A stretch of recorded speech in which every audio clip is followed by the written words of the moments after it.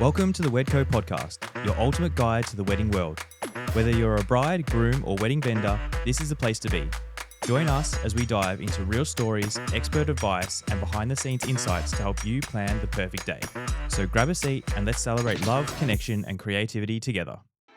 Before we get into this episode, I'd love to ask you a super quick and easy favor. If you're enjoying the Wedco podcast, please hit that follow button on Apple, Spotify, or YouTube. It might seem small, but it makes a huge difference in helping the podcast grow and means I can keep bringing on amazing vendors to share their insights with you. Thank you so much for your support. It truly means the world.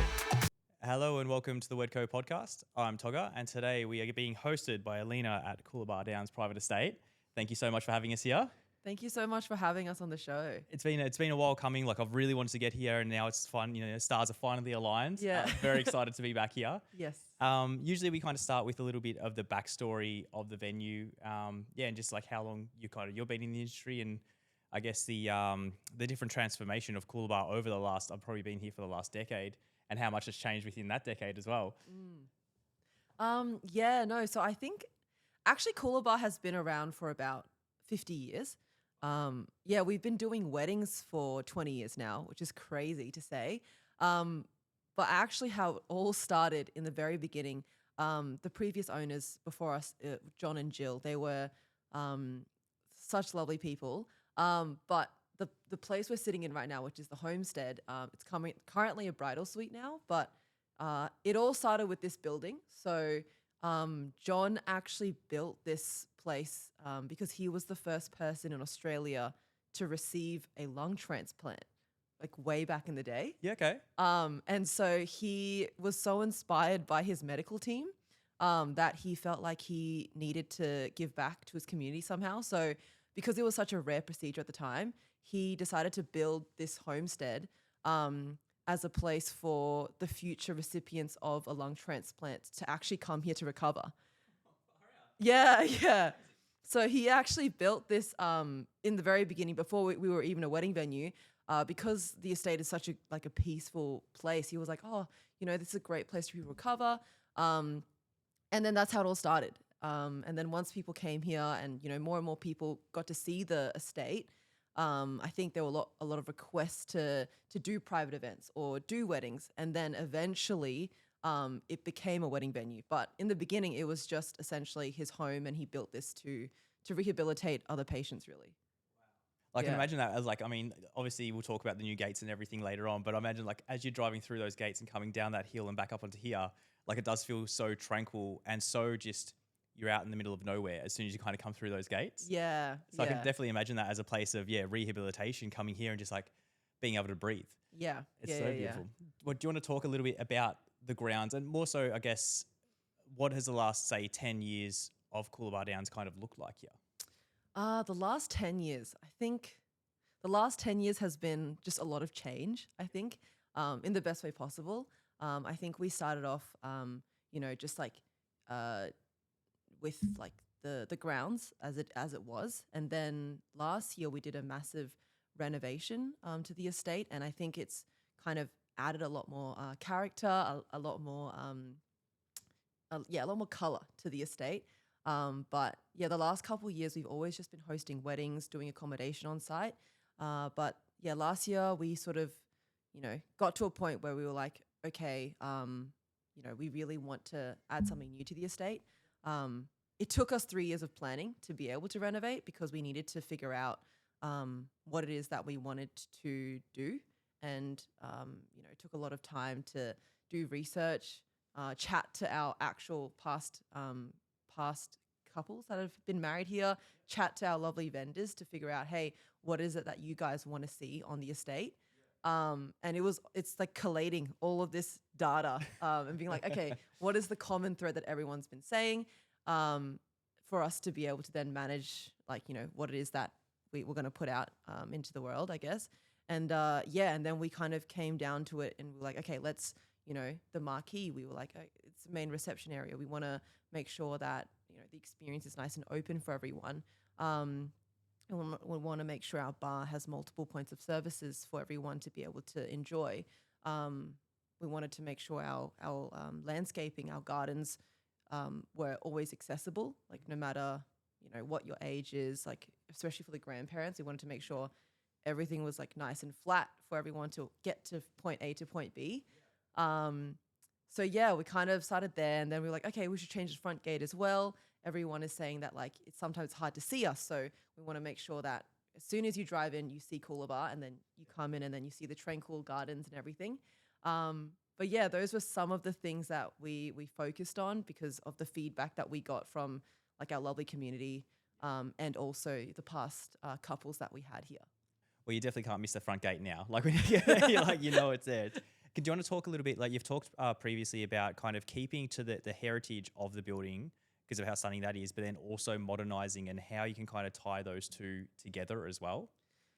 Yeah, that took a little 3 years of planning, really.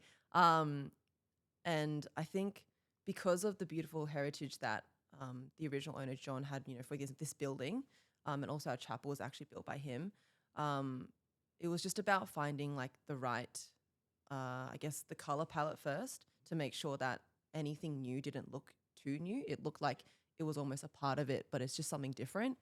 So yeah, we kind of had to figure out what the color palette was, and then because at the end of the day, we are a wedding venue and we host families and close friends. So we never want to be at the center of the attention. We want the couple, the family, to be at the center of it all. So it was pretty easy to decide on the color palette, which is neutral tones, and then maybe some hints of like brass, just to add to that feeling.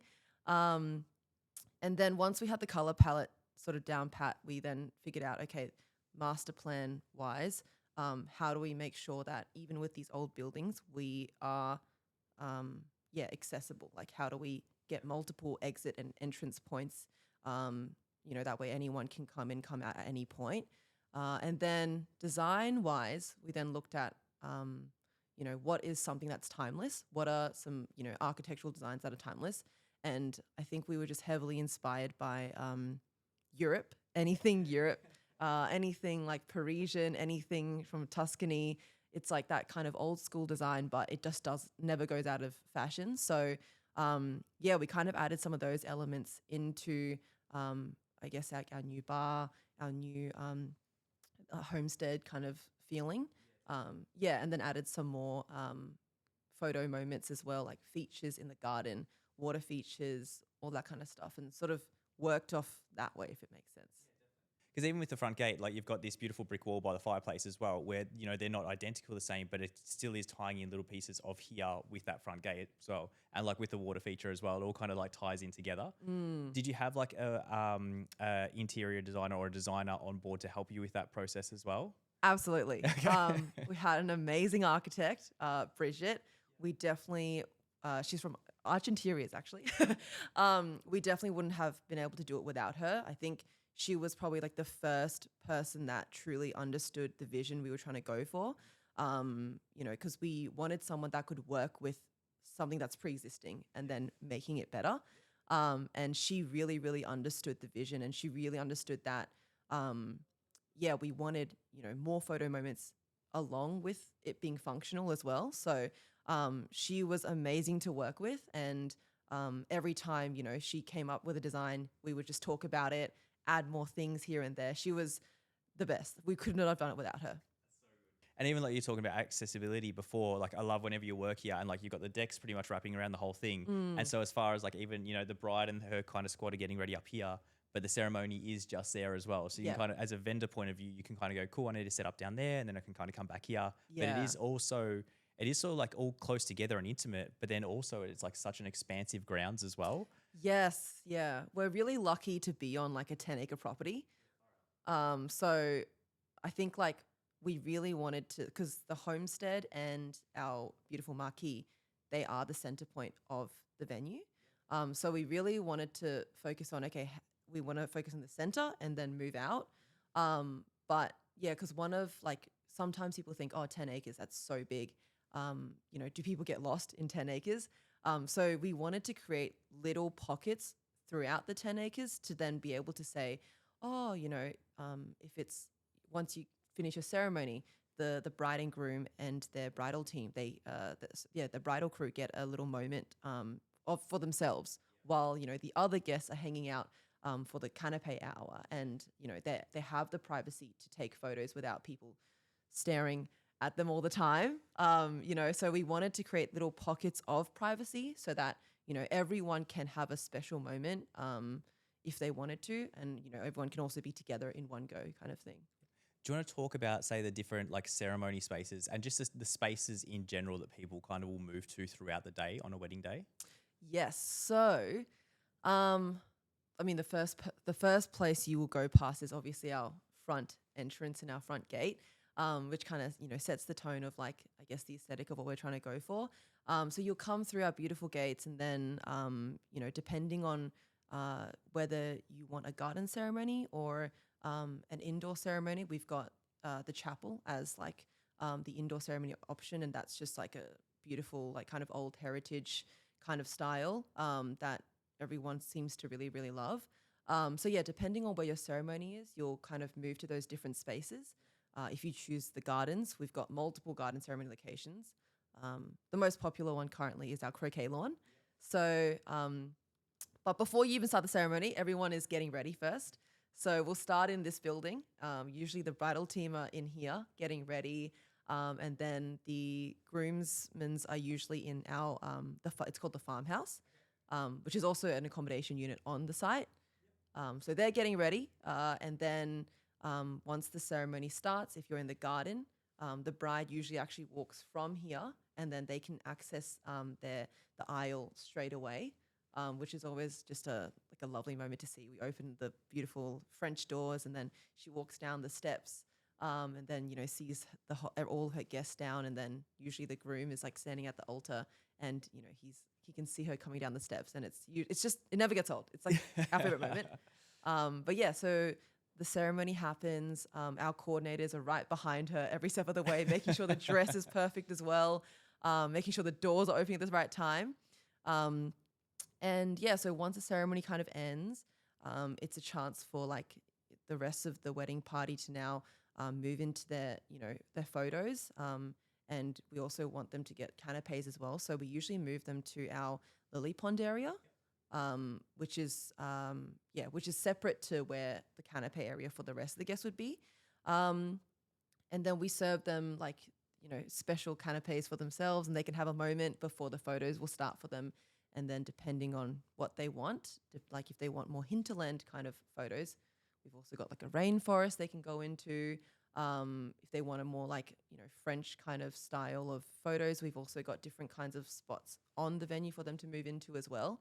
But yeah, that's sort of how it starts. And then while they're taking photos, all the guests are like in our the middle section near the homestead.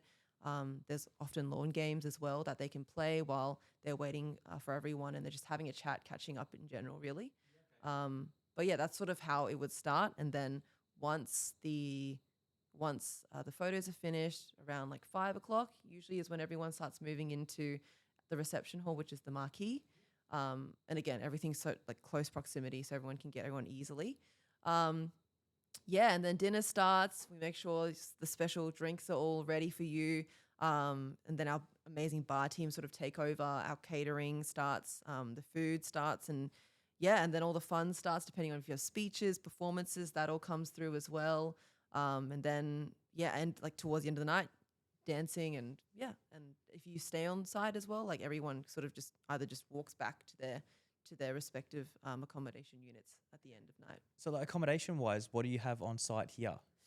Yeah, so the homestead, which is the bridal suite, that's always included in our packages. And then the farmhouse is another a unit that we have as well. Each of these houses can sleep up to 6 to 8 people. Oh, beautiful. Yeah, and Okay. then we're very lucky to have our next door property as well. It's called the Valentine Villa. Yep. And that is that's a really big villa. It can sleep up to like 21 guests. Oh, far out. Yeah, yeah. And that's accessible via a bridge. So people can just walk back to that house as well if they want to stay there. Oh, amazing. Yeah. So you find like say like the bridal team would kind of stay here, the grooms would kind of be up in that accommodation there, and then maybe it's like close family or something, or maybe it's like a group of friends up at the back at the villa. Yeah. Because that villa has a really, really nice infinity pool that outlooks this rainforest as well. So often it's sort of like the after party kind of goes there. It's away from the other people who actually want to sleep on site, and then they do like an after party over there. Yeah. That's like even looking, like Instagram and everything's huge. Like whenever I look at your Instagram, there's so many different spots where you see photos and videos getting taken. And you're like, it's crazy that it's all like kind of within this one location as well. Yeah. And how different photographers, you might have this like dark and moody photographer and they end up in the rainforest there and doing a lot of kind of stuff down there. But it can kind of be anything to any couple depending on what they want, I guess. Yeah. And like, all that kind of, I guess the modern kind of photo shoots coming out here as well, all the editorial style. And it's like, it gets taken in so many different directions. Yep. It's really cool. I love it. No, we're always surprised because we're like, oh, wow, we didn't know we looked like this. Depending on the style of the photographer or videographer, we're just like, wow, this is really cool. A new spot's been found, so we're always surprised.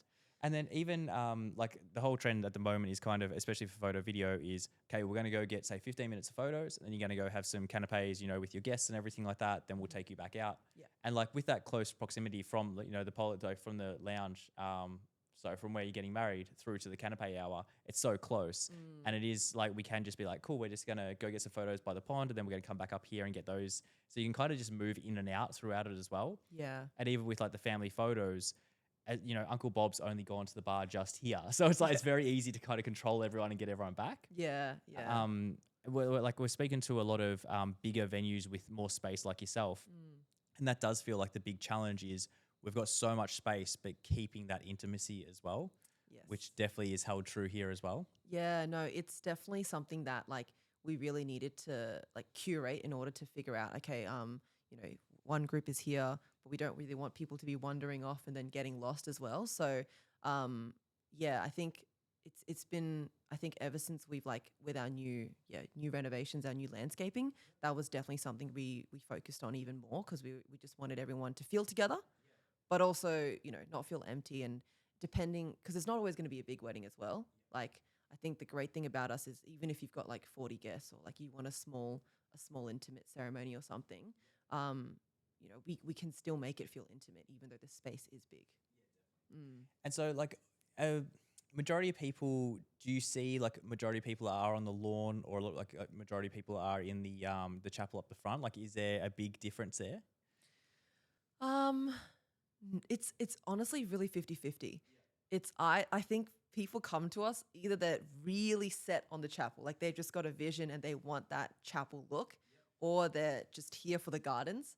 And then usually if it's gardens, we just tell them obviously the chapel is like your wet weather option, and they're usually quite happy with that. But I've been really trying to figure out what's more popular, but it's actually been really 50-50. That's so good. Yeah. Because even like the family photos down by the chapel, I've done those down there, and it's a beautiful spot down there as well for the family photos. Yeah, it is. And so it's, and even like keeping things separate, like you are getting married at the chapel and then everyone kind of comes back up to the lawn for the canapé hour and the bridal party kind of hangs behind. Yeah. And like you talk about, they do really get that space to just kind of be alone and like, hey, we just got married, and like have that time as well. Yeah. I feel like, so you say like the renos, how long ago actually did the renovations happen with the bar and then also the gate? So the bar was the first thing we did. That was at the beginning of last year. So around right now, actually, February last year was when we did the bar and then the homestead area.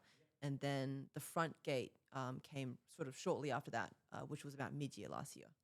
I feel like your team has really leveled up at the same time. Was that like a really kind of conscious effort of like, okay, we're renovating, but yeah, it feels like the whole team behind Coolibah has completely changed as well in that time. Yeah, I think, our team is absolutely amazing. They're just so great at what they do.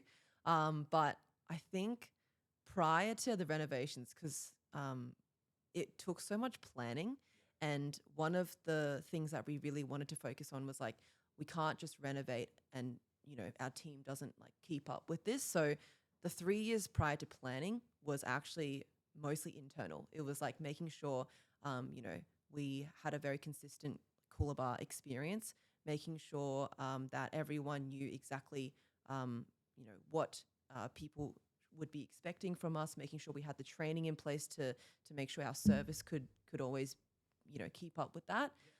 Making sure, I mean, our coordinators have always just been amazing. So just making sure that, the coordinators also knew in the new spaces, how do we function as well? And putting in that time to train the team to make sure everyone was up to speed.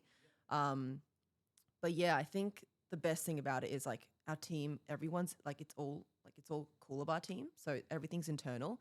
So it is a lot easier in that sense to then be like, okay, in this new space, how are we going to set up? But the setup team is from Coolibah. So the branding and all that kind of stuff it's just easy to collect if you're all already a part of one team. So yeah. And do you find with the renovation, like I've seen some of the style shoots that are coming out of here and they're stunning. Do you feel like the vendors that are kind of getting attracted to Coolibah have changed a little bit over that time as well? Definitely. I think that's been like one of our favorite parts. Just getting to know more vendors and getting to see different vendors and how what their artistic vision for the venue might be. And yeah, getting to know more of like the community that we have around us. I think it's been like one of my favorite parts because I think before that, because we have been doing weddings for a while. So it does get to a point where it's like, okay, we've seen lots of things. What else can we do? So having that refresh, having, new elements come in and then being able to work with that has been really, really cool. And even like you've hosted little like vendor experiences here and everything like that. It feels very collaborative here. There are, there's a lot of beautiful venues around, but I feel like a lot of the vendors I speak to feel very welcome here as well. And then I feel like a lot of the vendors will go above and beyond to create good content, like as a team for everyone here as well. So it's definitely, I've noticed a huge shift. Like the amount of people within the industry talking about Coolibah is insane, which is really cool. No, we're really, really grateful because I think before this, I think in the last year, that's something that we really wanted to do was to get to know the community a bit more. Because sometimes, we're hosting a lot of times and then we don't actually get to, go out and see everyone all the time. So it's been really, really cool to get to know everyone and see how much talent is around us constantly. I feel with venues at the moment, like obviously Coolibah, you look like you're doing really well. Like everywhere I see, there's a lot of weddings coming here. Everyone's very hyped about coming to this venue. Has your business had to kind of shift to keep with the times? Like it feels like you're almost like at a peak now where you kind of like everyone's been in the industry for a long time and now it's like it's really peaking and a lot of people are coming here and you're getting a lot of, attention at the moment. Was that a big shift within your management style as well? Yeah, I think so. Like because I think before, I think the attention thing as a lot of people are reaching out to us, which is really, really cool to see. And yeah, to be able to keep up with that definitely involves like a lot of teamwork, a lot of team planning. And I think before, even though everything was internal, the chances we got to like really talk all together as a team was a lot less. Whereas I think now we're putting a lot more focus into that. When there's new things that we want to introduce, new elements that we want to introduce into Coolibah, it's always a discussion with like, our wedding coordinators, first of all, because they get to see all the guests all the time. So I think we work best when we're collaborative anyway. So I think we've just kind of added to that a lot more.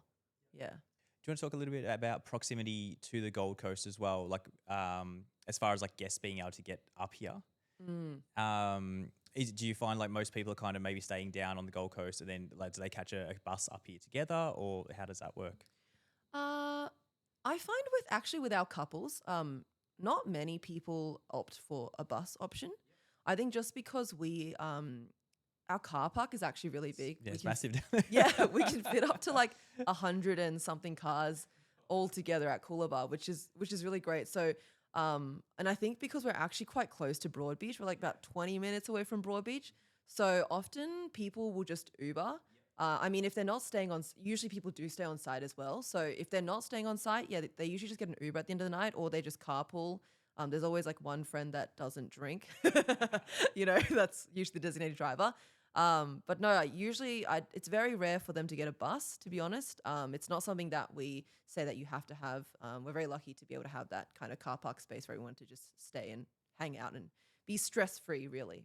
Well, and that is a big thing. There's like a lot of venues further out where it's like you can't get an Uber out here, you know, and it's like having this tranquil kind of setting, but you are only 20 minutes from Broad Beach as well. It is so accessible, Yeah. which is a lot. That's a big difference between a lot of, I guess, other venues close by as well. Is just the accessibility from there. Yes. Do you find it is a lot of still local couples coming to get married at Coolibah?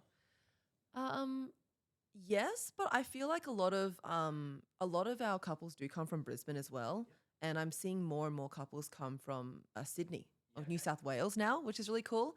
And then slowly we're seeing more couples come from Melbourne, but definitely I'd say like more than 50% of our couples do come from Brisbane. And then New South Wales and Gold Coast is obviously quite a few people that come through. Do you want to talk about the process of, okay, couples have seen you on Instagram or seen your website, they found you. What's that process for like a couple who they want to come past? Are most of them coming down for a viewing and getting a tour around with either yourself or with the coordinators as well? Yeah, so depending on how you've seen us, probably most likely you've seen us on Instagram uh, first. But yeah, basically once you see us, if you really like us, usually our couples will book a venue tour. And then the first point of contact that they'll see usually is our wedding coordinators. If you have any questions prior to that, we always, just ask if you could, read our packages. Even if they don't, it's okay as well. But yeah, usually we'll start with the wedding coordinators and our venue tours. That's usually our first point of contact. And then if you end up booking a wedding with us, they're always like the last point of contact as well. And they take you through the whole journey. But yeah, the coordinators will take you on a tour around Coolibah, get to know you. You can get to know them. And then, tell us like essentially what you're looking for, what you want. If you have any questions, we usually answer that. And then from then on, after the tour, we always like send through our like quotes straight away. I think one of the biggest things that for us that's really important is to make sure that the day is stress free. And I think in order to do that, like, I mean, right now, I think financially it fluctuates. Like the economy is going up and down. So we really try to make sure that in our packages, we include the base of what you need for a wedding. And so, yeah, we don't believe in like having hidden surprises that people didn't know about in the beginning. We really try to be as transparent as possible when it comes to our pricing model, comes to our how we like write up our packages.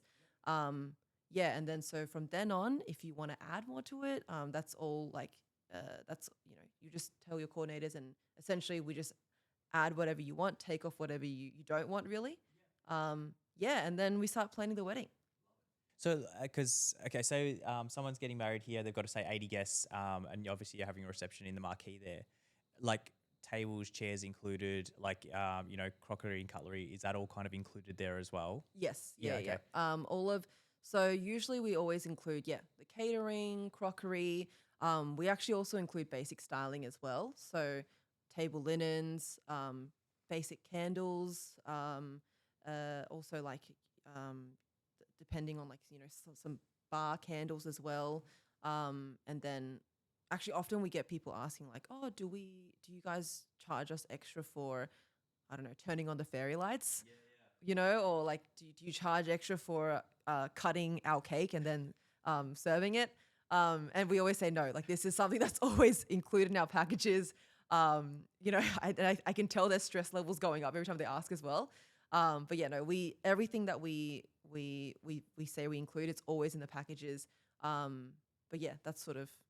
Yeah, that's good because I've had that in the past. Like it might be a couple months out, and like you said, like even fairy lights, it might be a string of fairy lights behind the bridal table. Yeah. And then like the couple will find out, 2 months out, like, oh yeah, that's $1,000 if you want to turn on those lights. Or like you said, like cutting up the cake. We need chef for an hour and it's extra this much. You're like, but it's just cutting our cake. So I think it is really good for couples to know that. Yeah. There's like, like you could like, this is our bare bones is still going to be a beautiful wedding. Yeah. And then you can go as extravagant as you want above and beyond that. Yes. Yeah, So, yeah. like, do you have regular, let's say, like florists and stylists that would work with your team to create something as well? Absolutely. Because with our styling, we always say like, if you, it depends on like the couple, right? Even if depending on like what it is that you want to create. If you want something a bit more simple, with our basic styling that's included, it looks beautiful anyway. But if you want to add some more color, if you want to add a specific style, if you want to add things, we're always advocates for that. And like we have an amazing list of like vendors that we absolutely love, that we know that's going to be able to create the quality for you. And so usually we'll just like send through the list, and then if they want to add more, if they want something more extravagant, absolutely we welcome that. But we just always say like, look, even if you don't want to add that, that's totally fine. It just really depends on your budget. It depends on what you want to see and what you're comfortable with. I feel like it's even this like self-perpetuating cycle where vendors see you're really putting in effort and growth into your venue, and then they want to kind of match you as well. So like if a couple books them and like, yeah, we want to do this florals, and they're kind of almost lifting their game because they see how well you're doing it as well, Yeah. and kind of yeah. just all lifts together. Yeah, and we love it when like stylists come in and like just do something completely different that we've never seen, and it almost sometimes looks like a different venue, which is really cool. But it depends on the couple. What they want is essentially what they get. But yeah, even for Wedding Collective recently, uh, our stylist Hannah from Enamel Weddings, she just made that garden ceremony look so amazing. She changed the furniture completely. And it was just, it was really cool to see. Becomes a completely different space. You're like, Yeah. oh wow. Yeah. And then all of a sudden, for like the next season, you're like, no, we're doing these seats. It's Yeah. So whatever the vision is, it can be created. It just depends on what you want. beautiful. Yeah. And then lastly, how many people could you have for like, say, a sit down dinner in the marquee here? Like what would be the max capacity here? So depending on, first of all, what kind of tables you want. So we give our couples a choice between the long tables or round tables. With round tables, it's less capacity just because they take up more room. So usually we'd say about like 100 guests on rounds. And then with the long tables, maximum 160. Far out. Yeah, but that's that gives you obviously less space on our dance floor. Yep. But yeah, usually maximum is 160. Okay, and then the after party in the villa is huge on those nights. Yeah, the after party. Oh, I mean, I don't know. I don't see what goes Yeah, on that's there. something else. Yeah. Awesome. Like okay, so when people want to like find you, how they going to first discover Coolibah Downs? Ooh, I feel like often it's through our Instagram. And then if you like our mood board, if you have any questions, you can go on our website to ask an inquiry, or if you want to book a tour, anything really. But yeah, our website is usually a great point of contact. And then we can just go from there. If you've got questions before you want to come in for a tour, that's also fine. If you're interstate as well, you're welcome to even just do a virtual tour as well. We can take you on a virtual tour around our estate, show you what's around. So Awesome. I feel like you'll be doing that a fair bit more often now. Like with that Sydney and Melbourne crew, you'll be like pretty Yes. well-oiled machine of doing the virtual tour. yeah. We in the beginning we were like, oh my god, how do we do this? But I think now we've gotten pretty good at it. Yeah. Yeah. Okay. And I'll put all the links in the show notes. But as far as like your Instagram, what is it? What's your website? Just so people know. Oh, our Instagram is at Coolibah Downs Private Estate. Yep. And then our website is www.coolibahdowns.com.au. Beautiful. Alina, thank you so much for hosting us and coming on. Thank you so much, Steve. It's for having me. beautiful. Actually, lastly, any future plans for Coolibah that we don't know about yet that we should know? What does the future look like? What does the future? Our future plans, very exciting. But I mean, in the next month, we've actually got our menu tasting coming up, which is a really, it can be used as a date night even. You can bring your family. But yeah, it's a chance to try the menu before you select what you're going to be serving on your wedding day. So we usually do that event once a year. And then, yeah, we've got lots of I don't know, if you want to come stay with us again, we've got accommodation that's always listed publicly as well on Airbnb and whatnot. But yeah, the future is looking exciting. There's probably going to be more things coming along that I can't say just yet, but there's lots planned for us. Awesome. In the future, when anything new happens, I'll come back on the show. We can have another chat. Yes, definitely. We would love that. Awesome. Thank you so much. Thank you. Bye. Thanks for tuning in to the Wedco podcast. If you love this episode, don't forget to subscribe, follow, and share it with your friends. We'd love to hear your thoughts, so leave a review or connect with us on social media. New episodes drop every week, so be sure to join us next time for more wedding inspiration, tips, and stories. Until then, happy planning, and we'll see you soon.